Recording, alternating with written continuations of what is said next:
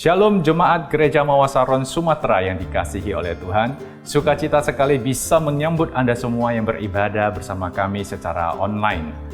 Kita percaya kuasa Tuhan tidak terbatasi oleh waktu dan jarak. Tuhan Yesus selalu ada di dalam setiap musim hidup kita.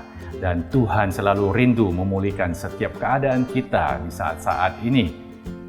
Bagi Bapak Ibu yang baru pertama kali hadir beribadah bersama dengan kita, kami ucapkan Welcome home. Gereja Mawasaron juga menyediakan sebuah wadah pengembalaan yang dinamakan dengan Connect Group atau lebih dikenal dengan istilah CG. CG adalah kelompok kecil di mana kita akan menemukan komunitas rohani, kita akan digembalakan, kita akan dimuridkan, dan menerima nutrisi rohani lebih lagi sehingga bisa berjalan bersama-sama di dalam Tuhan. CG masih dilakukan secara online dan tersebar di kota-kota di Pulau Sumatera. Jadi bagi Bapak Ibu yang belum tergabung di CG atau yang rindu digembalakan lebih lagi, segera hubungi nomor WA yang tertera di layar saat ini ataupun mengisi form online di gms.church/connect. Bagi seluruh jemaat GMS Sumatera, tetaplah setia beribadah secara online. Karena di dalam hadirat Tuhan, kita akan menemukan pemulihan, kita akan menemukan jawaban, dan pemulihan itu akan bagi semua keluarga dan bagi semua rekan-rekan yang ikut beribadah bersama dengan kita.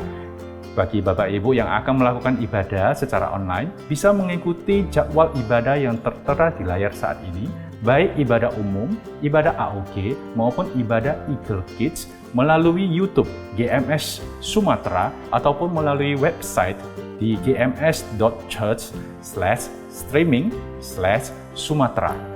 Untuk informasi selengkapnya, bisa Bapak Ibu dapatkan melalui IG GMS di lokal masing-masing tempat Anda berada. Minggu ini adalah minggu pertama di bulan Agustus. Mari kita persiapkan persepuluhan dan persembahan kita dengan ucapan syukur. Kita kembalikan kembali kepada Tuhan.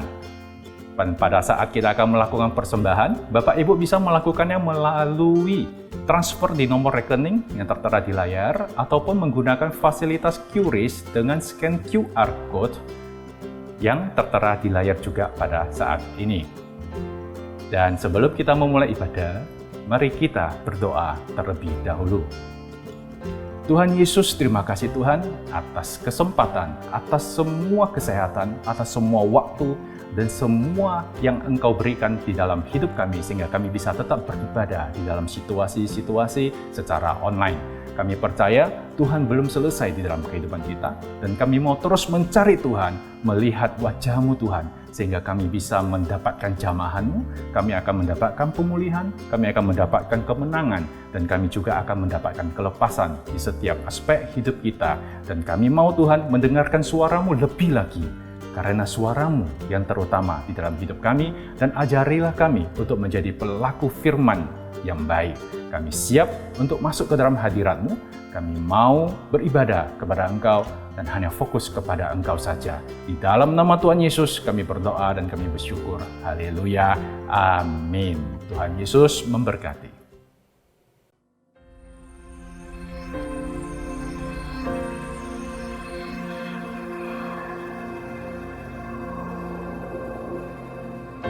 Orang yang suka memuji akan kuat roh doanya.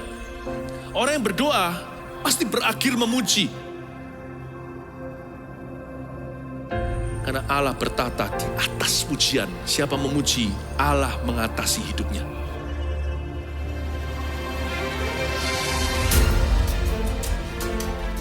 The Year of Praise, tahun pujian menjadi sebuah petualangan yang tiada dua. Menjadi sebuah pelajaran hidup yang langsung dari Kristus. Menjadi sebuah pengalaman yang indah. Waktu kita memuji Tuhan, seluruh kerajaan itu berdiri di sampingmu. Waktu kita memuji, seluruh kerajaan Allah dan kereta-keretanya yang tidak kelihatan berkuda dan berapi-api itu berada di kanan kiri. Semakin fisik kita lemah, roh kita semakin memuji Tuhan. Semakin jasmani kita terbatas, semakin rohani kita tidak boleh dibatasi.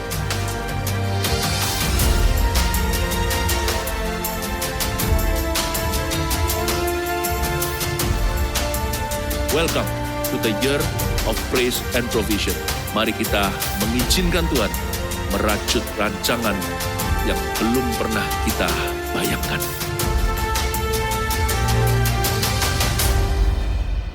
Kasih Allah tak berkesudahan, selalu baru setiap pagi. So, dimanapun Anda berada, mari kita memuji Tuhan bersama-sama. Mari kita bertepuk tangan bersama-sama. Yeay.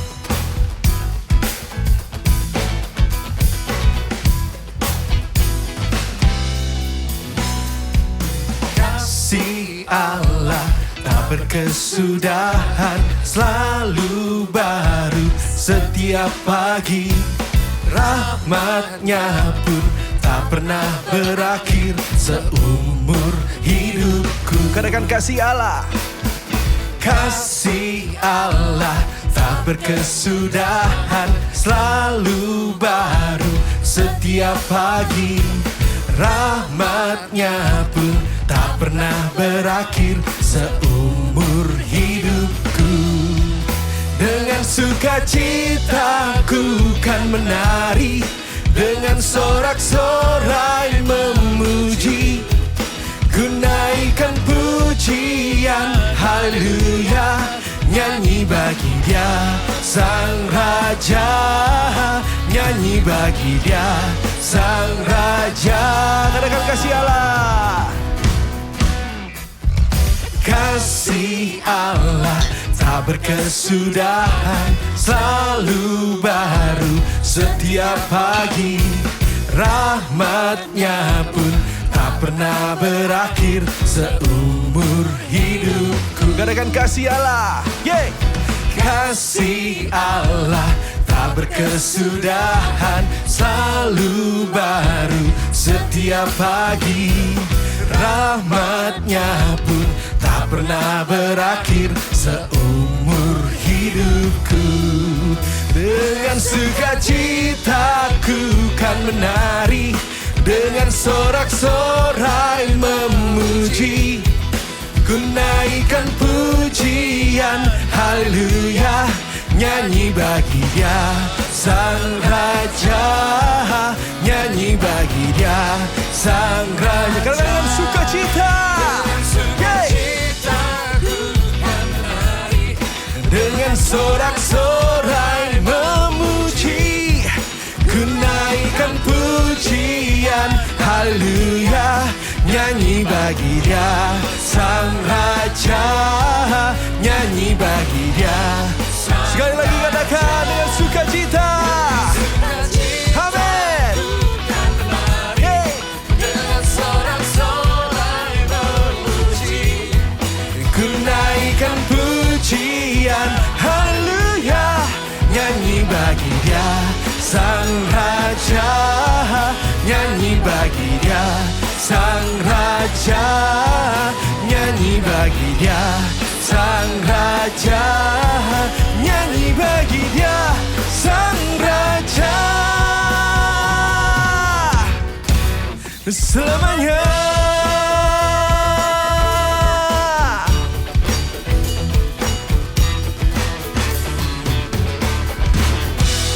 Ya, berikan sorak-sorai yang paling meriah buat Tuhan.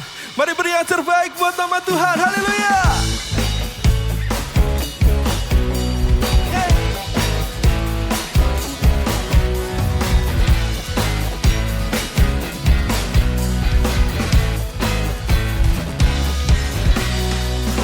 Telah kutemukan kasih yang sejati tiada pernah berubah, hanya di dalam-Mu, Yesus Tuhanku. Kasih yang telah Kau beri lebihi segala yang terbaik dalamku, tak berkesudahan, kekal selamanya. Kini ku bawa kepadamu hidupku sebagai persembahan. Terimalah pujian dari hatiku, hanyalah untuk-Mu. Ku beri yang terbaik, hanyalah bagi-Mu, hanya untuk-Mu.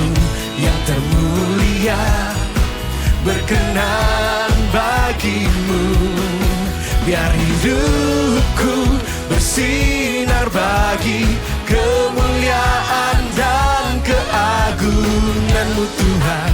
Kebesaran-Mu ku beri segalanya, ku beri yang terbaik. Hey!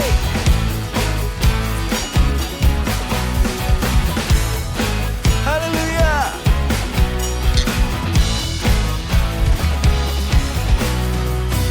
Kasih yang telah Kau beri lebihi segala yang terbaik dalamku, tak berkesudahan, kekal selamanya. Kini ku bawa kepadamu hidupku sebagai persembahan. Terimalah pujian dari hatiku, hanyalah untuk-Mu. Ku beri yang terbaik, hanyalah bagi-Mu, hanya untuk-Mu yang termulia, berkenan bagi-Mu. Biar hidupku bersinar bagi kemuliaan dan keagungan-Mu Tuhan. Kebesaran-Mu ku beri segalanya, ku beri yang terbaik. Haleluya.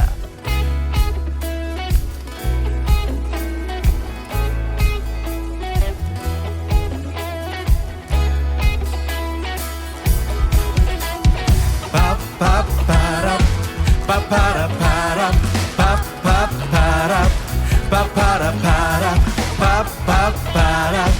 paparap, paparap, paparap. Ku beri yang terbaik, hanyalah bagi-Mu, hanya untuk-Mu yang termulia, berkenan bagi-Mu. Biar hidupku bersinar bagi kemuliaan dan keagungan-Mu Tuhan. Kebesaran-Mu ku beri segalanya, tapi yang terbaik hanyalah bagi-Mu, hanya untuk-Mu yang termulia, berkenan bagi-Mu.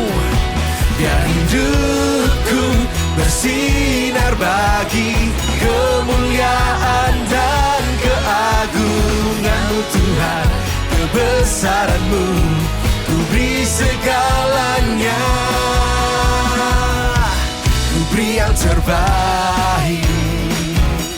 Haleluya! Yeay!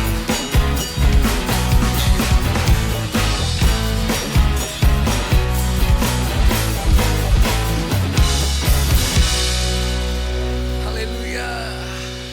Terima kasih ya Bapak. Dimanapun kami berada, kami mau beri yang terbaik bagi-Mu. Kami mau menyembah-Mu. Kami mau mendekat pada-Mu ya Bapa. Thank you Jesus. Thank you Jesus.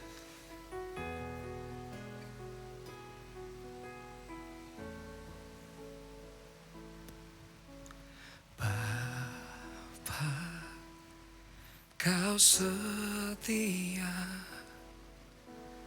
Bapa, Kau mulia. Tenanglah jiwaku, aman bersamamu. Lebih dari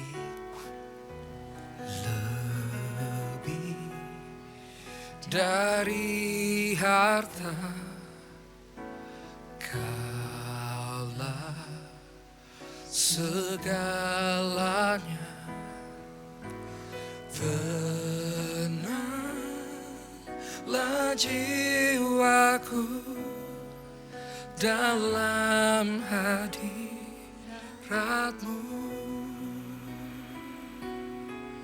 Kau tunjukkan kasih setiamu Kau menyediakan yang ku perlu. Kau setia, kau mulia, dulu, sekarang, dan selamanya. Kau tunjukkan kasih setiamu, kau menyediakan yang ku perlu. Kau setia, kau mulia, Bapa, kau setia.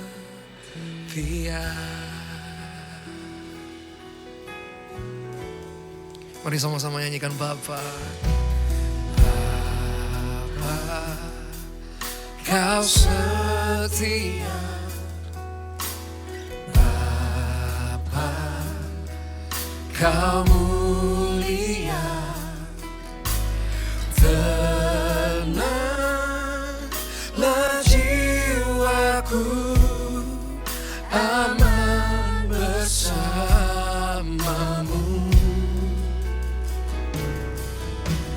Lebih dari harta,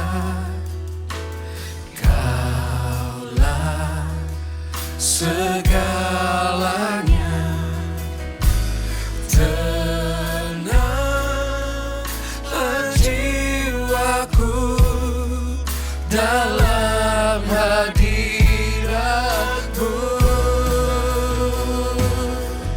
Kau tunjukkan kasih setiamu, kau menyediakan yang ku perlu. Kau setia, kau mulia, dulu, sekarang, dan selamanya. Kau tunjukkan kasih setiamu, kau menyediakan yang ku perlu. Kau setia, kau mulia, Bapa, kau setia. Kau tunjukkan kasih setiamu, kau menyediakan yang ku perlu. Kau setia, kau mulia, dulu, sekarang, dan selamanya. Kau tunjukkan kasih setiamu, kau menyediakan yang ku perlu. Kau setia, kau mulia, Bapa, kau setia. Kau tunjukkan kasih setiamu, kau menyediakan yang ku perlu. Kau setia, kau mulia, dulu, sekarang, dan selamanya. Kau tunjukkan kasih setiamu, kau menyediakan yang ku perlu. Kau setia, kau mulia, Bapa, kau setia. Dia Allah yang setia, Dia mulia. Kau setia, kau mulia, kau setia, kau setia, kau mulia, kau setia.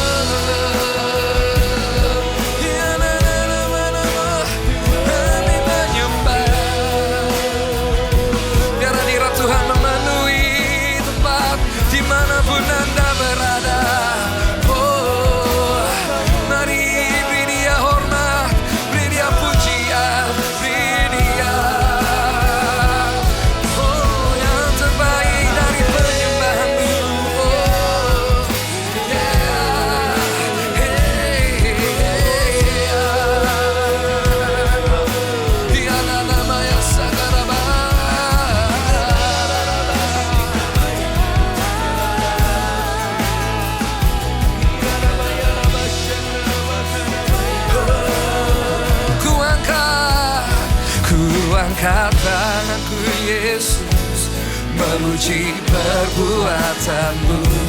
Sungguh tiada terukur kasih setia-Mu. Dalam naungan sayap-Mu, ku mau terus menyembah-Mu. Kasih-Mu terukir di lubuk hatiku.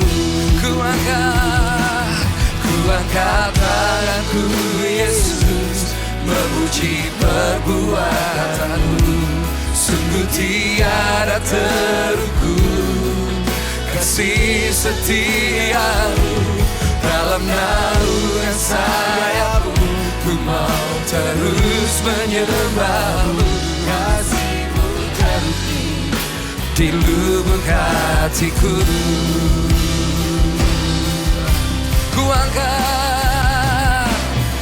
Kuangkat tanganku Yesus, memuji perbuatan-Mu. Sungguh tiada terukur kasih setia-Mu. Dalam naungan sayap-Mu, ku mau terus menyembah-Mu. Kasih-Mu terukir di lubuk hatiku.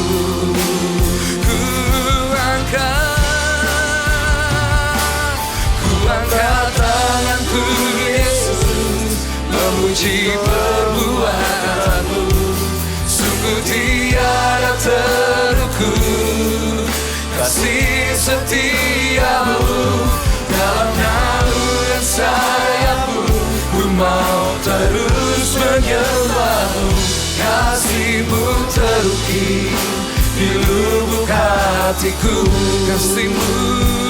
Kasih-Mu terukir di lubuk hatiku. Kasih-Mu terukir di lubuk hatiku. Mari kita berdoa bersama-sama. Tuhan Yesus, Engkau mau membangun iman umat-Mu ya Tuhan. Hari ini Engkau akan mengajari kami rahasia-rahasia kemenangan dari Tuhan. And you shall turn our greatest tests into our greatest testimonies. Tuhan pasti akan memutarbalikkan, mengubahkan ujian iman kami dan segala pencobaan hidup ini menjadi kesaksian yang luar biasa untuk kemuliaan Allah. Tuhan Yesus, kami serahkan hati kami, sampaikan sabda-Mu, sembunyikan hamba-Mu di balik salib-Mu. Di dalam nama Tuhan Yesus, haleluya, amin. Puji Tuhan, selamat hari Minggu untuk jemaat terkasih, Gereja Mawar Sharon tercinta. Dan jikalau Anda nanti menyaksikan ini kemudian hari, ingatlah setiap hari adalah harinya Tuhan. Senin, Selasa, Rabu, Kamis, Jumat, Sabtu, Minggu, every day, tiap hari adalah hari Tuhan bagi kehidupan kita semuanya. Mari kita sama-sama merenungkan sebuah firman Tuhan. Kita buka sama-sama di 1 Samuel pasal 17. Saya berikan judul Goliat, berkat terbesar Daud. Saya ulangi lagi ya. Goliat, berkat terbesar Daud. Kok bisa? Pastor Philip, Goliat itu kan tantangan. Goliat itu kan pencobaan. Goliat itu masalah besar. Jikalau bukan masalah terbesar bagi bangsa Israel saat itu di bawah kerajaan Saul. Tapi Goliat ternyata adalah berkat terbesar Daud. Coba saya buktikan ya. Kalau saya bilang, Daud, hal apa yang pertama kali terpikirkan oleh kita? Langsung Goliat. Gara-gara Goliat ini, nama Daud menjadi besar. Jadi boleh saya katakan bahwa Goliat ternyata adalah berkat terbesar Daud. Ingat ini, pencobaan kita yang besar, masalah hidup kita yang besar bisa menjadi berkat terbesar dalam kehidupan kita.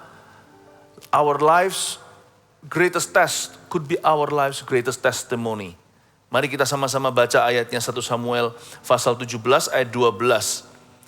Daud adalah anak seorang dari Efratah, dari Bethlehem Yehuda yang bernama Isai. Isai mempunyai 8 anak laki-laki. Pada zaman Saul, orang itu telah tua dan lanjut usianya. Ketiga anak Isai yang besar-besar telah pergi berperang mengikuti Saul. Nama ketiga anaknya yang pergi berperang itu ialah Eliab, anak sulung. Anak yang kedua ialah Abinadab.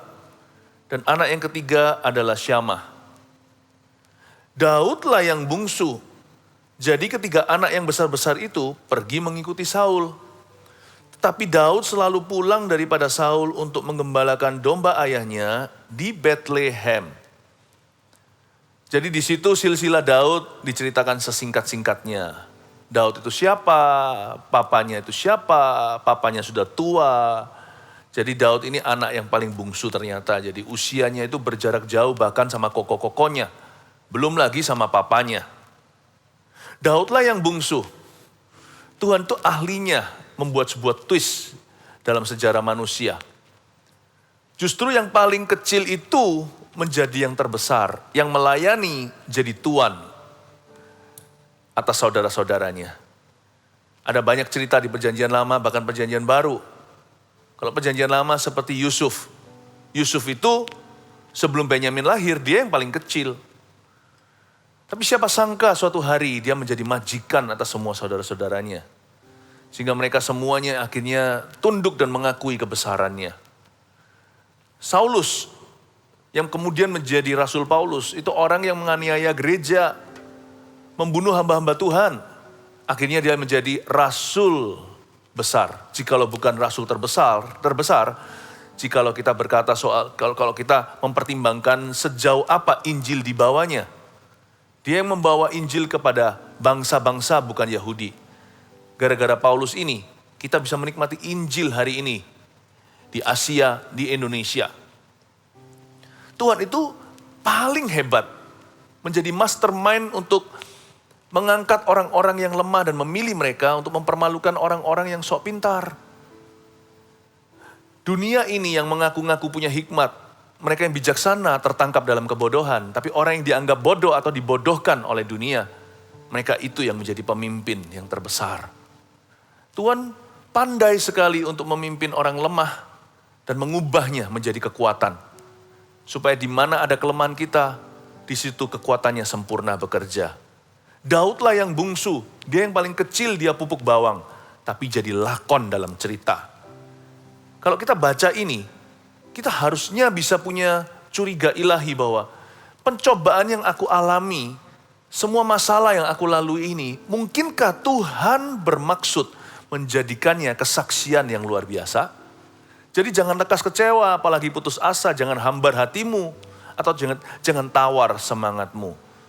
Mari kita sekarang GR dulu, Tuhan aku percaya salib yang kupikul ini, atau persoalan hidup yang menekan, aku serahkan. Bukankah Tuhan itu mastermind-nya, Tuhan yang paling pandai dan pintar, Tuhan yang paling hebat dan heran, untuk mengubah sesuatu yang kelihatannya buruk, menjadi sesuatu yang indah. Untuk mengubah kutuk menjadi berkat-berkatnya. Tuhan, jadikan aku kasus kemenanganmu. Dan pakailah saya, sehingga di depan saya ini Goliat yang kuhadapi, akan menjadi trofi atau piala terbesar hidupku.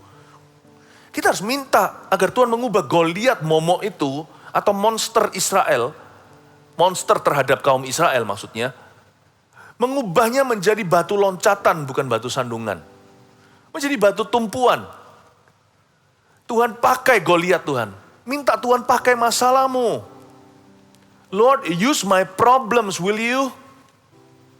Won't you use my trials today? Tuhan, maukah engkau memakai segala sesuatu yang menekan saya hari ini? Maukah engkau memakai ini? Maukah engkau memanfaatkan persoalan yang kuhadapi ini untuk mendatangkan berkat ke atas kehidupanku? Pakailah Goliatku. Use Goliath. Pakailah Goliat untuk aku, untuk kami, bangsa pilihanmu. Saya yakin itu yang ada di dalam benak Tuhan ketika Goliat menantang. Ketika Goliat dengan gagah perkasa, hahaha, dan mencemoohkan umat Allah.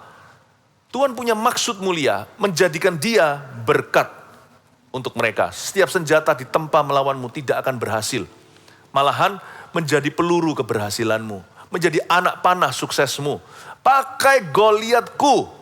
Katakan begitu. Use my problems, Lord. Tuhan, pakailah masalah saya. Pakailah problema saya. Jangan kalah imannya. Tapi iman saya nggak besar, Pastor Philip. Siapa bilang iman harus besar? Masalah itu yang besar, itu gunung yang harus dipindahkan. Tapi iman kita cukup sebesar biji sesawi saja, atau lebih tepatnya sekecil itu. Sudah lebih dari cukup untuk memindahkan gunung sebesar apa. Use my problems, Lord, and use my little faith.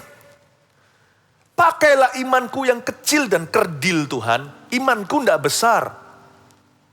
Karena doa demikian, Daud dipakai Tuhan. Saya yakin Daud diam-diam di hati, sekalipun tidak tertulis dalam firman. Dia berdoa begini, pakai si bungsu ini Tuhan. Pakai aku yang kurang berarti di keluargaku. Pakai aku ini yang selalu dipandang sebelah mata, diabaikan. Aku adalah tipe orang kalau berada dalam kerumunan, tidak ada orang yang menoleh dan melihatnya. Tapi pakailah saya, si bungsu ini dari keluarga Isai. Papaku pun tidak percaya, ayahku pun lupa menghitung aku. Ketika pengurapan Tuhan tawarkan, papa saya itu tonjolkan anak-anaknya yang lain. Bahkan lupa sisa satu si bungsu yang berada di halaman belakang. Sedang menggembalakan berapa mbek-mbek saja kambing domba. Use me, Lord. Not just use Goliath, but use David. Jangan hanya pakai Goliat, pakai masalah saya. Pakailah saya dalam keterbatasan saya. Pakailah kelemahan saya. Pakailah si bungsu ini. Pakailah si kecil, si kerdil, si mungil. Mungkin Anda merasa imanmu mungil. Kekuatanmu tidak seberapa. Bahkan Anda itu cenderung gampang sekali discourage atau gampang sekali untuk merasa down dalam hatinya. Anda tahu bahwa Anda bukanlah orang yang gagah perkasa dalam Tuhan. Tetap doakan satu ini. Pakailah hamba-Mu ya Tuhan. Dalam segala keterbatasan dan kelemahannya, use me. Pakailah si kerdil, si mungil, pakailah si bungsu. Mungkin Anda bukanlah anak terakhir dalam keluarga. Tapi kalau soal tatanan kekuatan, kalau bicara soal bakat dan kehebatan, Anda nggak punya modal. Mungkin kalau dibandingkan dengan orang lain, Anda si bungsu sesungguhnya. Meskipun Anda bukan lahir terakhir. Mungkin dibandingkan dengan saudara-saudara Anda paling nggak bisa apa-apa. Dibandingkan dengan mereka, Anda itu tidak seoptimis kakak-kakak Anda. Atau bahkan Anda tidak lebih brilian dari adik sendiri. Adik aja lebih pintar kok. Tapi nggak apa-apa. Kalau Anda berdoa begini, Tuhan pasti meresponi. Use me. Pakailah aku Tuhan. Si bungsu ini. Ayat 15 saya ajak Anda untuk melihat sekali lagi. Tetapi Daud selalu pulang daripada Saul untuk mengembalakan domba ayahnya di Bethlehem. Daud itu kalau pulang, misalkan 1 bulan sekali, dia mudik pulang ke rumah. Nah waktu dia pulang ke sana, Daud itu langsung menggembalakan domba ayahnya di Bethlehem. Padahal pada saat dia pulang, di ayat 16 ini, Daud sudah menjadi pegawai istana. Bahkan dia adalah staf favorit raja. Dia musisi, ketika raja lagi gundah gulana, Daud juga adalah pembawa senjatanya. Nah, bayangkan begini aja dalam bahasa sehari-hari. Kalau Anda sudah mendapatkan pekerjaan yang sangat-sangat bergengsi, di istana presiden misalnya, dan Anda jadi ajudan presiden. Maukah Anda ketika pulang ke rumah, Anda kembali jaga toko kecil papa? Langsung ganti baju kebesaran, mungkin pakai uniform, mungkin pakai seragam, yang membuat semua orang tetangga akan terkagum-kagum karena dia sudah bekerja sebagai kaum elit. Tapi ketika pulang ke rumah, dia pakai lagi pakaian sehari-hari. Lalu dia meracang di toko papa. Mau nggak setelah jadi ajudan kembali meracang? Ini yang dilakukan oleh Daud. Tetapi Daud selalu pulang daripada Saul untuk menggembalakan domba ayahnya di Bethlehem. Padahal dia nggak pernah dapat apresiasi dari family. Dia dari dulu setia menggembalakan domba-domba ayahnya. Tapi dia dapat apa? Waktu pengurapan Samuel tiba, dia dilupakan. Daud loh, kenapa sih dia belanin? Makanya Daud itu diberkati. Makanya Goliat pun jadi berkat. Karena orang yang bisa turun lagi setelah dia diangkat oleh Tuhan. Bukan turunnya karena demosi. Demosi itu lawan kata promosi. Karena kesalahan, karena dosa, karena skandal. Bukan. Dia merendahkan diri, merendahkan hati. Dia nggak berubah jadi orang setelah diangkat Tuhan. Setelah sukses, dia bukanlah kacang yang lupa kulitnya. Dia pulang ke rumah langsung gembalakan mbek-mbeknya ayahnya. Seperti dahulu kala, aku masih seperti dulu. Sifat bisa berubah, tapi orangnya harus tetap sama. Daud merasa itu lain cerita.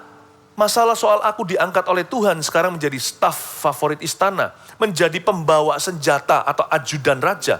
Itu adalah urusan Tuhan yang mempromosikan aku. Aku tidak mau setelah itu bermegah.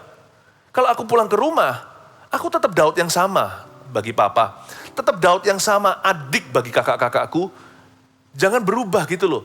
Jangan belagu. Kalau kita itu sudah dipromosikan oleh Tuhan, tiba-tiba banyak yang like.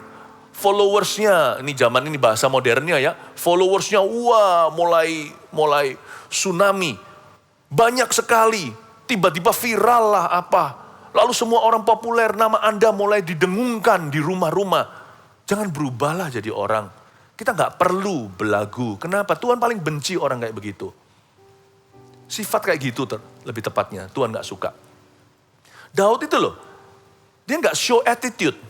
Dia pulang ke rumah ya jadi dirinya. Ganti baju, pakaian, uniform ditinggalkan. Supaya dia tidak ke istana-istanaan. Supaya dia kembali seperti Daud yang dahulu kala. Sifatnya aja berubah, dia jadi lebih tenang, lebih berani, lebih berwibawa. Tapi orangnya tidak berubah. Tetap sama. Dia selalu pulang pada Saul untuk mengembalakan domba ayahnya di Bethlehem. Padahal menurut saya, dia bisa cukup puas loh. Dia itu siapa? Dulu nggak dianggap bahkan sama papanya. Tapi sekarang udah menjadi ajudan raja. Harusnya dia bisa berhenti di situ. Dia bisa walk out sudah.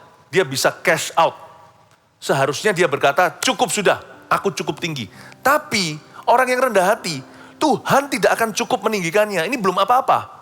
Tuhan nggak akan berhenti sampai dia menjadi raja. Sampai dia menjadi nenek moyang Mesias. Juru selamat kita. Kalau Daud puas di ayat 16, dan di ayat 15 kalau Daud puas, maka Tuhan tidak akan angkat dia lebih tinggi. Banyak orang itu gitu, dipromosikan sekali langsung bangga sekali. Gak akan ada dua kali, atau dipromosikan dua kali dia merasa sudah tinggi sekali. Tuhan gak bisa bawa dia lebih, padahal itu belum apa-apa. Tuhan kalau bekerja itu gak tanggung, dia akan teruskan. Tapi banyak orang itu takut ketinggian. Lebih tepatnya banyak orang itu gak siap ditinggikan. Ditinggikan dikit aja sudah besar kepala. Coba lihat. Orang sudah dapat pengikut berubah. Orang dapat pujian, langsung berubah attitude-nya. Langsung jual mahal sini sana. Tidak sedikit di dunia ini orang-orang yang sudah ada kenamaan lalu mulai bicara soal tarif dan segala. Atau pulang ke rumah, mulai show off atau mulai pamer. Dia jadikan dirinya sebagai pameran. Betapa hebatnya aku sekarang. Di dalam segala bidang, semua bidang ada orang begitu. Di bidang bisnis ada, di politik juga ada, di dalam entertainment ada, bahkan di ministry, di dalam pelayanan juga gak kurang. Orang seperti itu gak akan pernah diangkat Tuhan lagi. Tuhan ngangkat dia sekali udah jerah. Karena itu promosi dari Tuhan itu kadang-kadang juga adalah pencobaan. Tuhan akan menguji hati kita apakah kita tulus terus. Tapi Daud selalu pulang daripada Saul, dia menang. Dia menang atas kedagingan. Makanya Tuhan angkat lagi. Untungnya dia gak puas di ayat 15. Sebab sebentar lagi Daud akan kalahkan Goliat. Sebentar lagi dia menjadi tombak pilihan Allah. Menjadi ujung tombak Israel yang memenangkan perang. Dia menjadi pahlawan. Tak lama kemudian mulai akan didengungkan. Saul hanya membunuh beribu, Daud berlaksa. Lalu dia jadi raja. Lalu kemudian hari dia dipilih bahwa kerajaannya akan turun-temurun tak berkesudahan. Hingga Mesias itu pun dari suku Yehuda. Ini luar biasa. Kalau saya baca ya, ayat 15 ini membuat saya sangat bangga. Daud itu orangnya kayak gitu. Daud selalu pulang daripada Saul untuk mengembalakan domba ayahnya di Bethlehem. He knew, dia tahu bagaimana harus turun sendiri, setelah Tuhan promosikan. Dia ngerti gimana menempatkan diri. Kalau bahasa sehari-hari kita, Daud itu tahu diri. Dia nggak lupa diri. Dia nggak lupa orang lain, baik mereka yang dari masa lalunya maupun mereka yang ada hari ini. Makanya Tuhan bisa bawa orang gini ke masa depan penuh pengharapan. Please jaga hati dengan segala waspada, dimulai dengan menjaga humility atau kerendahan hati. Hari-hari ini ingatlah, Tuhan belum selesai dengan Anda. Termasuk Tuhan belum kelar mempromosikan Anda. Jikalau hari ini masalah itu tiba, itu ujian saja. Berdoa, Tuhan pakailah masalahku. Pakailah aku ini ya Tuhan yang gak seberapa. Tapi kalau Anda sudah dipromosikan oleh Tuhan dan pernah, ingatlah itu juga ujian. Allah belum selesai dengan Anda, belum kelar. Allah masih siap, Tuhan masih mau meninggikanmu. Tapi apakah kita masih bersedia terus merendahkan hati dan merendahkan diri di bawah tangan Tuhan yang kuat supaya ditinggikan? Ayat yang ke-16, orang Filistin itu maju mendekat pada pagi hari dan pada petang hari. Demikianlah ia tampil ke depan 40 hari lamanya, si Goliat. Isai berkata kepada Daud anaknya, ambillah untuk kakak-kakakmu berti gandum itu seefah dan roti yang 10 ini. Bawalah cepat-cepat ke perkemahan kepada kakak-kakakmu. Dan baiklah sampaikan keju yang 10 itu kepada kepala pasukan 1000. Tengoklah apakah kakak-kakakmu selamat dan bawalah pulang suatu tanda dari mereka. Saul dan mereka itu dan semua orang Israel ada di lembah terbantin tengah berperang melawan orang Filistin. Papa belum berubah juga ya. Kalau Anda baca gini, dapat apa coba? Saya sih dapatnya ini. Papanya tetap meremehkan dia. Tapi nggak ada ayat Daud tersinggungan. Sekarang ini dia sudah jadi ajudan raja. Dia itu jadi militer. Dia menjadi pembawa senjata Saul. Bukan hanya musisi saja. By this time, pada waktu ini, detik ini, Daud sudah termasuk di dalam golongan elit Pas Pampres, pasukan pengawal presiden. Masih disuruh bawain roti. Daud sih memang bukan termasuk di dalam militeri yang ordinary, yang biasa. Dia itu katrolan sih. Raja suka langsung angkat dia jadi pembawa senjata. Bujangan. Orang pembawa senjata gitu meskipun bukan tentara pun mereka juga harus bisa perang. Mereka harus bisa melindungi raja. Mereka harus mengerti weaponry atau mengerti persenjataan. Jadi raja butuh pedang ini atau raja butuh busur panah. Dia harus berikan semua atau tombak yang panjang. Seperti caddy, seperti orang-orang yang membawa stick golf itu. Mereka harus mengerti kan ini untuk apa. Saya yakin orang yang bawa gitu pasti juga bisa golf dikit-dikit. Daud ini pasti bisa berperang. Apalagi dia sudah punya pengalaman pribadi, mengalahkan singa dan beruang. Meskipun dia tidak masuk ke dalam ketentaraan seperti ketiga kokonya yang nomor 1, nomor 2, nomor 3. Lausan. Memang Daud tidak ikut, dia tidak menitisnya, dia tidak merintis karir di militeri atau di dalam ketentaraan. Namun demikian, Daud termasuk ajudan, termasuk pelindung raja. Papanya masih belum bisa memuji dia karena hal itu. Dia masih si kecil itu yang tidak diperhitungkan. Isai berkata kepada Daud, ambil untuk kakak-kakakmu ya, lihat pilih kasihnya. Kamu bawa berti gandum ini seefah, roti yang 10 itu bawa cepat ke perkemahan kepada kakak-kakakmu. Dan baiklah sampaikan keju yang 10 itu kepada kepala pasukan 1000. Ajudan raja disuruh ngeracang. Suruh meracang nih. Ajudan raja disuruh urusin keju. Kejunya 10 ya, jangan lupa. Bawa roti seefah, gandumnya. Bawa cepat ke perkemahan. Tengok ya, tolong dilihat. Koko-koko gimana, selamat enggak? Bawalah pulang suatu tanda dari mereka. Di medan pertempuran ketika Saul sedang berperang melawan orang Filistin. Tapi inilah rahasianya Daud. Kenapa Goliat pun jadi berkat. Apapun dilempar ke dia, jadi peluru keberhasilannya. Setiap panah-panah si jahat yang diluncurkan, mengena ke Daud itu. Mengena ke Daud, menjadi promosi dari Tuhan. Kok bisa ya? Setiap senjata ditempa melawannya nggak berhasil.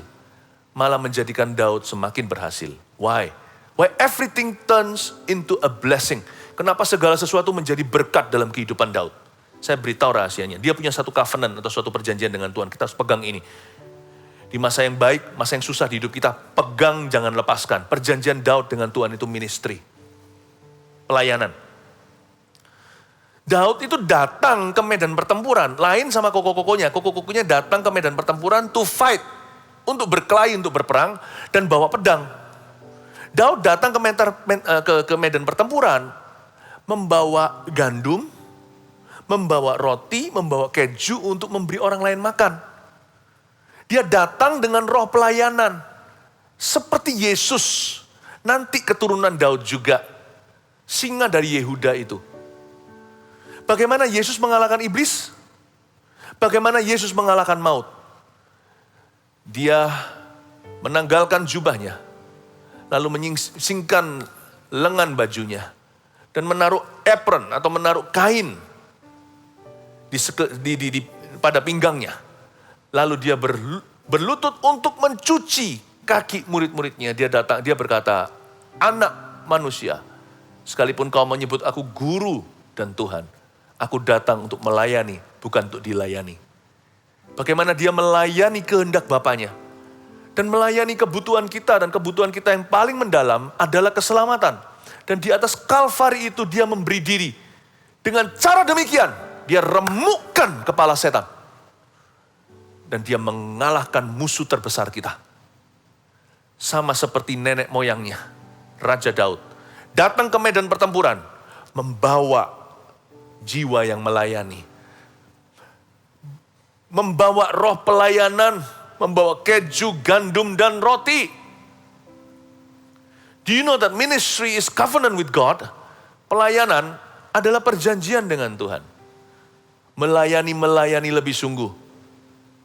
Itu menjadi prinsip hidup kita yang akan membawa kita terus naik di hadapan Allah. Tidak heran Tuhan memilih raja berikutnya bukan dari kalangan pedang, tapi dari kalangan pelayan. Sebab barang siapa yang terkecil dan melayani, orang itu yang menjadi pemimpin dan terbesar. Tuhan tanya sama murid-muridnya yang sedang berdebat kan, Tuhan beritahu demikian. Kalian berdebat siapa terbesar, saya beritahu. Siapa yang melayani dulu, itu yang lebih besar di hadapanku. Tidak heran pilihan jatuh ke tangan orang yang membawa roti, bukan membawa tombak. Andai kata mereka punya roh melayani, pedang mereka akan lebih berguna. Andai kata Saul itu melayani kehendak Allahnya, bukan memberontak dan berdosa. Saul kan terkenal membangkang. Andai kata Saul itu punya roh pelayanan, demikian pula kakak-kakak Daud dan semua tentara. Pasti salah satu sudah maju, belum sampai giliran Daud. Karena Daud tidak berada di militeri yang ordinary. Dia hanyalah ajudan raja. Tentunya pasti sudah ada seseorang yang maju dan berkata, Goliat engkau menantang umat pilihan Allah. Bicaramu itu terlalu berani. Pasti sudah ada yang menang, sudah ada yang akan menumbangkan Goliat dan memenggal kepalanya. Enggak sampai giliran Daud. Daud belum enroll in the army. Kenapa tidak seorang pun berani, padahal pedang, tombak semua ada di tangan. Perisai juga. Mereka cuma punya show-nya. Tidak memiliki keberaniannya, tidak ada wujudnya. Mereka hanya punya bentuk agamanya, tapi tidak ada urapannya. Why? Karena the anointing urapan itu disimpan di hati seorang pelayan, bukan seorang fighter atau pejuang. Tahu nggak? What makes the best fighter is servant. Mau tahu nggak? Pejuang yang paling handal itu dibikin di dalam roh pelayanan. Jangan sekali-kali kita itu meremehkan orang-orang yang melayani. Karena orang-orang yang melayani, mereka siap berperang untuk Tuhan. Tapi orang yang hanya main perang-perangan, kalau hatinya tidak terbeban, tidak termotivasi, tidak digerakkan oleh kasih, tidak terbeban untuk sesamanya, begitu. Hatinya itu tidak rela untuk mengalah, tidak berani berkorban. Orang seperti itu jangan diajak ke medan perang, sedikit susah langsung lari. Karena mereka adalah tentara bayaran, gembala pandir bahkan. Mereka adalah orang-orang yang melayani karena motivasi. Kalau mereka tidak melayani dengan hati, bukan roh pelayanan, bukan covenant dengan Tuhan, bukan perjanjian dengan Tuhannya. Orang seperti itu gak berani susah. Dikit sakit kelihatan, dikit berdarah, udah lari dan hengkang. Tapi orang kalau terbeban, kalau dia mengadopsi di dalam hatinya spirit ministry, kalau dia sungguh-sungguh digerakkan oleh belas kasih, dia rasa memiliki. Dia merasa bahwa itu adalah tanggung jawabnya. Orang seperti itu jangan diganggu. Karena sekarang dia melayani dengan sungguh-sungguh. Tapi kalau dipaksa, akan keluar pedangnya. Kalau Anda baca di perjanjian lama, kaum Abraham itu semua bukan tentara. Belum ada militeri waktu itu, bukan kerajaan. Mereka kalahkan musuh dan menyelamatkan Lot. Mereka hajar satu kerajaan dengan semua pasukan elitnya. Sedangkan ini semua yang diajak Abraham adalah hamba-hamba yang ada dan lahir di rumahnya. Abraham belum punya keturunan soalnya nggak bisa ajak anaknya. Mereka itu melayani sehari-hari itu dengan wajannya, dengan cangkulnya, dengan tools peralatannya. Tapi ketika diperlukan, ketika seseorang yang mereka kasih, anggota keluarga itu sedang diculik oleh kerajaan sebelah, sedang ditahan, maka mereka tidak akan tanggung dan berkata, kami akan fight. Ketara sekali bahwa pelayan-pelayan itu sangat cinta sama Abraham. Mereka merasa mereka lahir di sini bukan sebagai budak, tapi sebagai keluarga. Berubahlah semua sapu lidi, semua pel-pelannya, semua benda-benda pelayanan diganti dan ditransformasi menjadi senjata. Tangan kosong kalau perlu. Dan mereka rebut hidup-hidup semua tawanan itu. Don't mess with people who serve. Because they are the best fighters in the kingdom of God. Jangan coba-coba dengan orang yang melayani. Karena mereka lah pejuang-pejuang paling tangguh dalam kerajaan Allah. Makanya itu, saya bersyukur. Di dalam gereja kita, ada banyak volunteer selain full-timernya. Orang-orang melayani dengan sungguh-sungguh, bukan karena motivasi sesuatu. Saya yakin, gereja yang diisi dengan orang seperti itu adalah gereja yang tangguh. Gereja yang kuat, visinya akan jadi. Haleluya. Itulah sebabnya, kenapa sebuah pernikahan tidak bisa goyah. Karena suami dan istri saling mendahului untuk melayani. Nggak bisa. Semua peperangan rohani melawan mereka nggak akan jadi. Itu sebabnya keluarga kalau dimanja, apalagi kalau anak-anak dibesarkan hanya disuap sendok emas, tidak mengerti responsibility atau rasa tanggung jawab, tidak diajari sama ayah ibunya.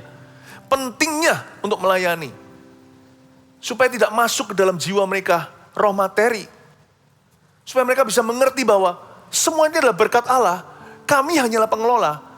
Papa, mama, dan saya, dan kami semua ini adalah pelayan-pelayan Tuhan. Lihat ya nanti ya. Anak yang diajari punya jiwa melayani dari kecil, nanti mereka akan menjadi putra-putri yang paling tangguh. Bahkan bisa gantikan papanya lebih sukses untuk teruskan pekerjaannya. Mereka akan menjadi the best CEO, the best manager, the best director. Tapi lihat kalau anak-anak yang dimanjakan, tidak ngerti, dikiranya segala sesuatu ini sudah begini dari dulunya. Lahir langsung emas perak permata, meskipun dari keluarga kaya pun, ajari mereka menjadi hamba. Kalau enggak, yang menuai adalah Anda. Nanti lihat, pegawai Anda yang harus meneruskan, anak Anda dapat gaji dari dia. Tapi kalau anak kita tempah, menjadi pelayan dari kecilnya punya perjanjian dengan Tuhan, mereka akan menjadi penerus-penerus yang luar biasa, bahkan papa mamanya pun akan mengagumi dan berkata, wow, papa membawa segini, kamu teruskan hingga segitu. Tapi orang-orang yang memanjakan anaknya, bukan dengan roh pelayanan, tetapi dengan spirit of entitlement atau perasaan berhak. Kan aku putra mahkota, kan aku adalah ahli warisnya. Nanti lihat, Anda bawa sukses segini perusahaan Anda, mereka akan bangkrutkan. Ingat ini, pelayanan itulah permulaan kebesaran. Permulaan berkat itu bukan berkat, tapi melayani. Daud mengerti hal itu, makanya dia yang jadi raja. Coba lihat ya bagaimana dia melayani. Kalau melayani bukan berarti hanya di gereja saja atau pelayanan yang formalitas. Pelayanan itu adalah jiwa. Jiwa itu di mana-mana. Programnya ada di sini, kadang nggak ada. Bisa berubah-ubah, berbeda-beda seorang dengan yang lainnya sesuai dengan kebutuhan. Tapi pelayanan itu bukanlah it. Pelayanan itu us. Pelayanan itu bukan apa. Pelayanan itu siapa? Anda dan saya. Jiwa melayani, jiwa melayani. Di gereja kita juga saya ajarkan, buat apa kita pelayanan lalu di rumah kita bosi? Di luar sana, nggak bisa. Apa yang kita lakukan dalam gereja, itu spirit kita. Di mana-mana, kita harus begitu juga. Saya kagum sekali dengan orang-orang yang ditempa rendah hati. Di tempat kita contohnya, kan namanya gereja kalau pas lagi onsite datang semua. Wow, orang itu berjubel-jubel datang, beraneka ragam. Macam-macam background, latar belakang, ada yang udah dewasa rohani, ada yang nice atau yang baik orangnya, ada yang jahat. Kan kita nggak pernah bisa kontrol siapa yang masuk ke dalam gereja. Karena gereja itu sebelum rumah sembuh, awal mulanya orang masuk kan sebagai rumah sakit. Juga ada saja orang dengan segala penyakit dosanya. Orang baru, orang lama. Seringkali kalau datang ke sini, contohnya asyirnya, ada juga asyir yang dibentak. Padahal asyir itu mungkin seorang yang sangat-sangat sukses di dalam bidang pekerjaannya. Seorang yang sangat disegani, dihormati, tapi belajar melayani. Mungkin dibentak dengan seseorang. Mungkin kata misalkan, nggak boleh untuk reservasi kursi. Tempat penuh sekali, orang bahkan antri. Diberitahu jangan ya, wah marah langsung mungkin disemprot. Asyir itu belajar untuk dengan rendah hati menerimanya dan menjelaskan. Supaya mendapatkan pengertian. Saya yakin kalau asyir tersebut mengelola hatinya dengan benar, dia pergi ke dunia kerjanya, semakin sukses dia. Temannya semakin banyak. Karena orang rendah hati itu disuka semua orang. Saya harap dia nggak pulang terus berubah jadi orang. Tetap sama, luar dalam. Di dalam gereja maupun di luar sana. Nanti lihat ya, nanti semua pegawainya bukan hanya segan sama dia, tapi juga cinta. Orang yang bisa belusukan begitu itu kan dekat di hati rakyat. Coba bayangkan, saya bersyukur loh, di sini ditempa luar biasa. Mungkin orang tersebut yang dibentak, mereka nggak tahu itu orang berkuasa. Tapi mereka semua pakai seragam pelayanan, semuanya itu orang yang merendah hati dan senyum dan berkata shalom, silakan masuk dalam gereja. Di luar sana mungkin orang-orang yang layani dia, silakan duduk pak, bukakan pintu, bahkan nggak boleh ngambil kopi sendiri. I'm happy melihat gereja kita dipenuhi dengan orang-orang yang ditempa dalam pelayanan. Itu semua bukan untuk kebaikan gereja kita, untuk kebaikan mereka sendiri. Coba bayangkan kalau orang seperti itu pulang ke rumah, pasti lebih sabar sama anak. Haleluya. Dan saya mau memberi apresiasi untuk semua volunteer kita juga. Termasuk Asyir yang mendengarkan firman Tuhan hari ini. Thank you. Terima kasih untuk semua pengorbanannya. Lanjutkan ya ayat 20, saya tunjukkan jiwa pelayanan itu seperti apa. Lalu Daud bangun pagi-pagi, ditinggalkannya lah kambing dombanya pada seorang penjaga. Lalu mengangkat muatan dan pergi seperti yang diperintahkan Isai kepadanya. Sampailah ia ke perkemahan. Ketika tentara keluar untuk mengatur barisannya dan mengangkat sorak perang. Orang Israel dan orang Filistin itu mengatur barisannya. Barisan berhadapan dengan barisan. Lalu Daud menurunkan barang-barangnya dan meninggalkannya di tangan penjaga barang-barang tentara. Berlari-larilah Daud ke tempat barisan. Sesampai di sana bertanyalah ia kepada kakak-kakaknya, apakah mereka selamat. Sedang ia berbicara dengan mereka, tampillah maju pendekar itu namanya Goliat. Orang Filistin dari Gad, dari barisan orang Filistin. Ia mengucapkan kata-kata yang tadi juga dan Daud mendengarnya. Ketika semua orang Israel melihat orang itu, larilah mereka daripadanya dengan sangat ketakutan. Semua tentara lari. Tapi orang yang berjiwa ministry teguh berdiri. Berkatalah orang-orang Israel itu, sudahkah kamu lihat orang yang maju itu? Sesungguhnya ia maju untuk mencemoohkan orang Israel. Ini rumpi-rumpi di antara mereka. Orang yang mengalahkan dia, lihat motivasinya ya, akan dianugerahi raja kekayaan yang besar. Kekayaan yang mereka cari. Raja akan memberikan anaknya yang perempuan kepadanya.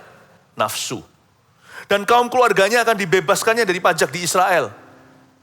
Kenyamanan. Gak ada yang berani. Tapi Daud nanti saya kasih bocoran. Dia gak tahan. Dia betahan gitu ya bahasa Hokian. Dia dengar itu Tuhan dimarah-marahi, umat Tuhan dihina-hina. Daud tidak tergiur dengan yang namanya kekayaan yang besar, keluarganya bebas pajak, lalu dapat anak perempuan raja. Daud gak tergiur dengan semuanya itu. Daud marah, kemarahan ilahi, bukan emosi. Ketika dia mendengar bagaimana nama Tuhan direndahkan oleh seorang Filistin dari Gat. Ini yang membuat dia berani. Spirit of ministry itu kasih. Lihat itu, kalau cinta seperti pegawai Abraham, nyawa pun diberi. Daud juga cinta Tuhannya dan dia mengasihi umat Israel. Makanya dia itu sesungguhnya adalah gembala sejati. Saul pada waktu itu menjadi gembala tipuan. Daud yang punya hati. Tapi Daud hanya menjadi hamba yang diremehkan bahkan oleh papanya. Tapi hari itu Daud menunjukkan siapa sesungguhnya yang adalah raja di hatinya. Siapa yang raja? Daudlah yang raja. In the spirit, dalam roh, Daud itulah. Dan saya tunjukkan sekarang bagaimana Daud itu, kenapa Daud itu besar. Karena dia itu setia dalam perkara kecil, ayat 20 sekali lagi. Lalu Daud bangun pagi-pagi. Kalau saya diremehkan sama papa saya, mungkin saya juga mau bangunnya siang-siang ya. Males aku, ayo kayak anak kita. Disuruh sekolah atau ada ujian gitu, biasanya hari ada ujian kalau memang onsite sekolah. Itu susah dibangunkan, males. Tapi coba kalau hari itu liburan, ayo kita pergi ke sini. Wah, langsung bangun tidur, ku terus mandi. Hati itu gak termotivasi jikalau kita itu diremehkan atau melakukan sesuatu yang kita kurang sukai. Tapi di ayat 20, Daud punya disiplin tinggi. Lalu Daud bangun pagi-pagi. Bagi Daud, komitmen is komitmen. Tugas adalah tugas. Gak peduli dia suka atau gak suka. Dia mungkin tidak melakukan apa yang dia sukai. Tapi dia belajar untuk menyukai apa yang dia lakukan. Dia mungkin mengerjakan sesuatu yang dia benci. Tapi dia belajar untuk tidak membenci apa yang dia kerjakan. Kalau memang itu harus diberitahukan Bapa, hormati ayah ibu, bukankah ada Tauratnya? 10 perintah Allah kelima itu. Hormatilah papa mama. Dia bangun pagi-pagi. A job is still a job. Padahal dia merasa, aku gak harus sih. Ngapain? Aku kan ajudan raja. Aku kan musisi istana. Aku kan staf pilihan. Lalu Daud bangun pagi-pagi. Coba lihat, dia bangun pagi-pagi ngapain? Dia sebenarnya bisa berangkat siang-siang, karena perang kan seharian. Lalu Daud bangun pagi-pagi, ditinggalkannya lah kambing dombanya pada seorang penjaga. Hebat ya. Sebelum pergi, lakukan tugas dari papa, sebenarnya itu penghinaan bagi dia. Dia serahkan dulu kambing domba pada seorang penjaga sewaan. Dia pastikan ada satpamnya buat mbek-mbeknya papa. Ini ya, saya serahkan, yang ini tadi agak sedikit sakit, domba ini kurang sehat. Nanti kamu pisahkan ini, lalu dia pasrahin. Dia beritahu ini gini, ini gitu. Domba yang itu makannya banyak. Jadi hati-hati nanti kalau sebelah sama yang kurus itu, dia selalu rebutan rumput. Itu domba yang nakal. Tapi jangan dipukul ya. Sebenarnya hatinya baik. Jadi kalau dia lagi sama-sama makan nih, ini domba gak mau makan sendiri. Dia lihat yang kurus itu makan apa, dimakan. Memang dia cari gara-gara, jadi tolong dipisahkan. Yang kurus suruh makan dulu. Jadi Daud pasrahin satu-satu. Makanya Daud bangun pagi-pagi. Dia pastikan jam segini, jam 6 ini. Ya, si penjaga sewaan sudah datang. Oh Pak, terima kasih. Sudah datang tepat waktu. Oke, mari kita duduk. Mungkin duduk di bawah pohon. Jelaskan satu-satu dombanya. Tolong ya, ini saya serahkan ke penjagaan. Nanti saya pulang pukul 3. Ya mungkin tidak pukul 3, mungkin bisa jadi pulangnya pukul 7 malam. Karena itu jauh, dia harus berjalan. Dia harus bawa keju, roti, gandum, ingat? Lalu dia serahkan pada seorang penjaga. Lihat ya, betapa responsibelnya. Padahal dia sudah jadi ajudan raja, masih peduli sama domba. Bagi dia gak ada tugas besar, tugas kecil. Setiap tugas itu besar. Tugas kecil pun besar bagi dia. Makanya Goliat menjadi berkat bagi Daud. Padahal itu kutuk atau kutukan. Tapi sama Daud, apapun jadi berkat. Kalau orang itu diberkati, apapun yang dia jamah jadi berkat. Tak lama kemudian, dia jamah badannya Goliat dan potong kepalanya. Terpenggallah itu kepala raksasa. Dan menjadi berkat terbesar dalam sejarah peperangan Israel. Inilah titik balik. Inilah tumpuan kerajaan Daud ketika dia mengalahkan Goliat. Disitulah urapan Daud dinyatakan. Nggak heran, orang ini begitu setia. Apapun, tugas apapun itu besar bagi dirinya. Lihat ayat 22, lalu Daud menurunkan barang-barangnya setelah dia sampai ke perkemahan ya. Lalu Daud menurunkan barang-barangnya dan meninggalkannya di tangan penjaga barang-barang tentara. Bukan hanya dia serahkan domba, keluar masuknya diberkati. Orang ini gimana? Tugas sebelum dan sesudah sama-sama pentingnya bagi dia. Dia sampai ke perkemahan, domba-domba sudah aman. Dia serahkan barang, dan semua tadi gandum seeva, lalu roti berapa biji, keju-keju yang 10 itu diserahkan ke tangan para penjaga barang. Di penitipan barang di ketentaraan, itu ada lokernya ceritanya. Daud titipkan di situ, yang ini untuk kokoku nomor 1, ini untuk Eliab, yang ini untuk Abinadab dan sebagainya, ini taruh di sini. Yang ini untuk pasukan 1000, untuk komandannya yang di atasnya dan sebagainya. Daud memilah-milahkan. Orang ini bukan hanya setia dalam perkara kecil, catat ini, orang ini detil. Dia itu micromanager, makanya dia bisa dipercaya satu kerajaan. Makanya Tuhan berkata, hanya dia yang bisa menjadi gembala bagi umatku. Dialah gembala pilihanku. Karena orang ini bukan hanya setia dalam perkara kecil, dia detil. Ini untuk apa? Lihat tadi, cara dia pasrahin kepada penjaga domba yang adalah orang sewaan. Hired hand. Daud bilang gini, domba yang gemuk seperti apa, yang nakal kayak apa, yang kurus suruh makan, yang kurang sehat. Nanti sampai di situ bukan domba, barang, makanan, gandum, keju, roti. Ditaruh di loker mana, yang ini untuk siapa. Persis letterlek harafiah, sesuai dengan keinginan papa. Dia bisa begitu spesifik. Daud adalah seorang micromanager. Makanya Tuhan memberi dia makro management. Seluruh bangsa itu di dalam pengaturannya. Bahkan lebih daripada itu. Dari sini kita melihat kenapa segala sesuatu yang Daud pegang itu menjadi berkat. Termasuk Goliat. Goliat yang jadi momok terbesarnya. Harusnya jadi monster yang paling ditakuti oleh orang Israel. Hari itu tak lama kemudian menjadi piala. Piala bergilir. Setelah Goliat nanti Anda lihat.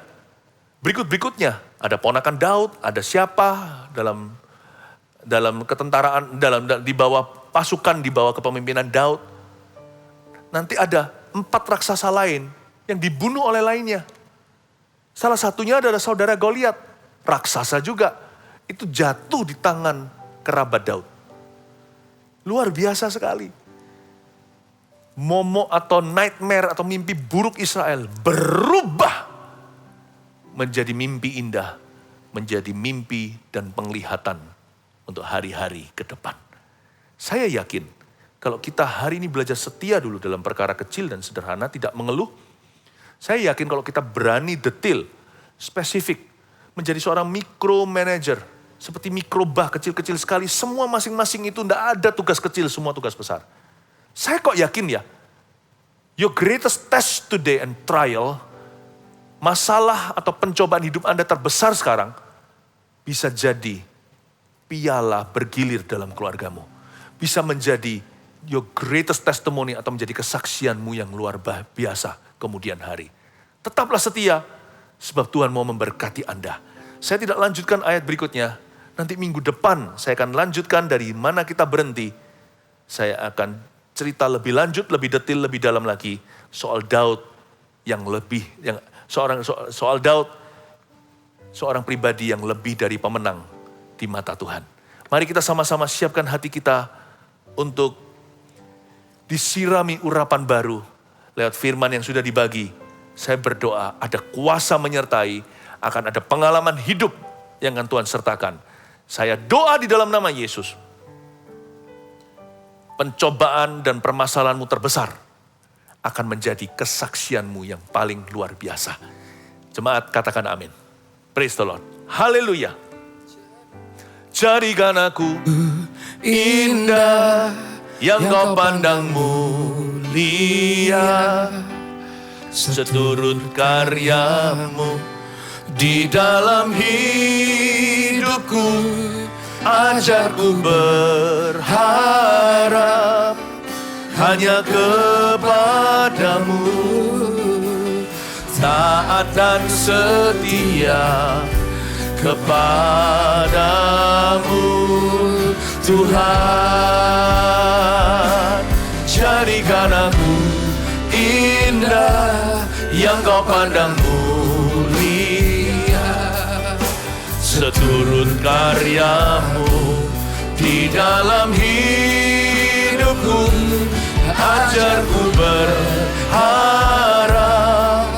hanya kepadamu, taat dan setia kepadamu Tuhan. Mari sekali lagi, jadikan aku indah yang kau pandang mulia, seturut karyamu di dalam hidupku. Ajarku berharap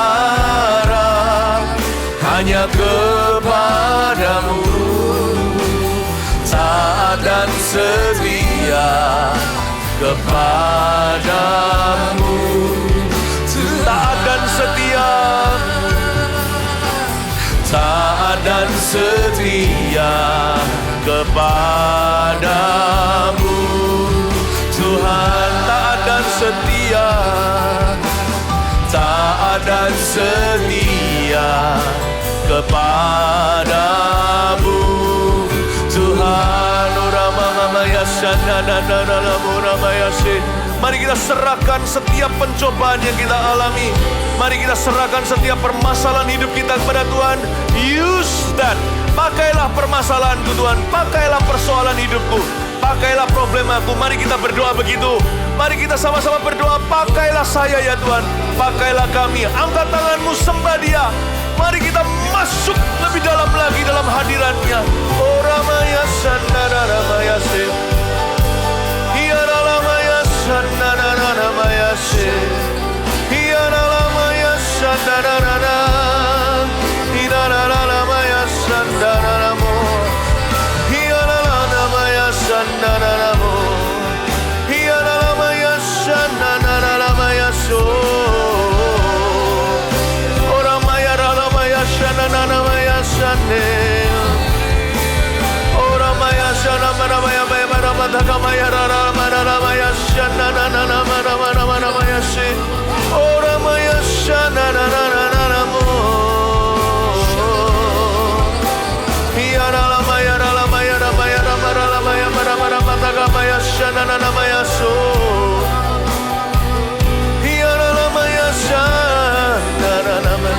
Jadikan kami indah Tuhan, detil dan setia. Jadikan aku indah yang kau pandang mulia, seturut karyamu di dalam hidupku. Ajarku berharap hanya kepadamu, taat dan setia kepadamu Tuhan. Ajarku berharap, ajarku berharap hanya kepadamu, taat dan setia, taat dan setia, taat dan setia kepadamu Tuhan.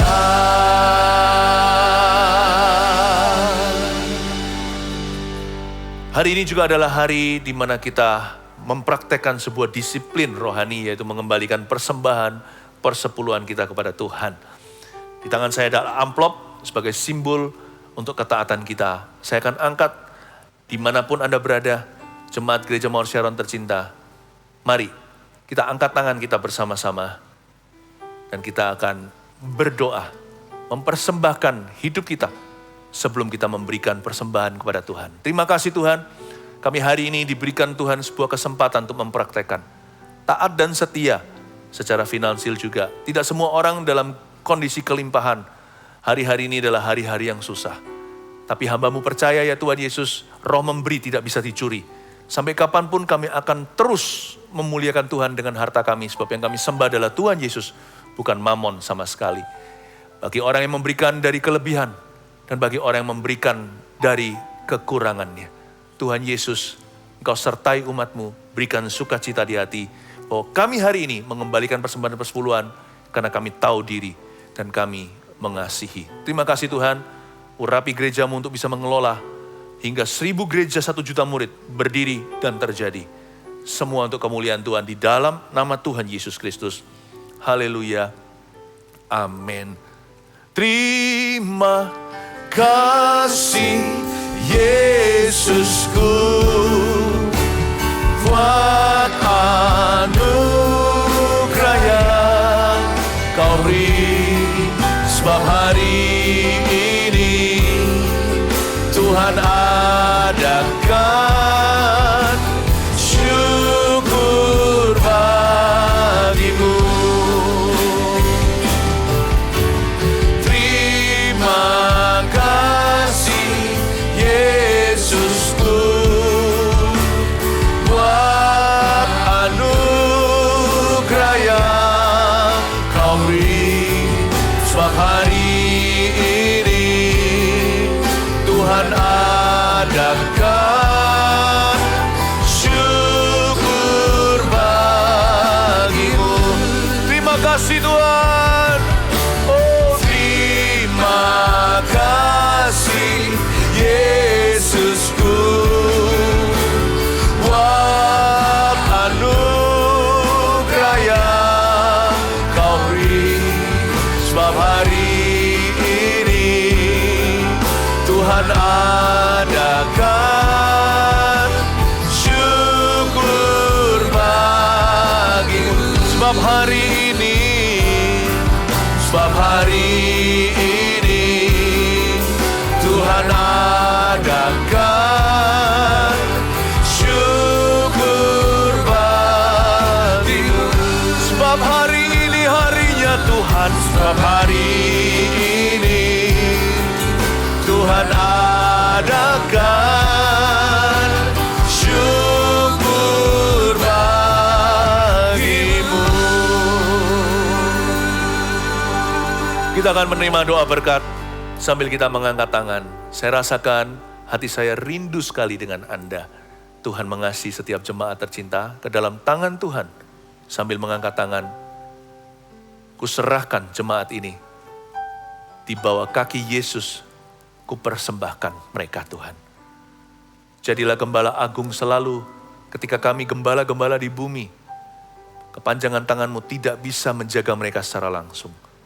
Roh Kudus yang selalu beserta, kasih Allah Bapa, Allah Putra, Allah Roh Kudus menyertai setiap jemaat, besar kecil, setiap domba-domba Tuhan, yang gemuk kurus, yang sehat, yang sakit, yang jauh maupun dekat.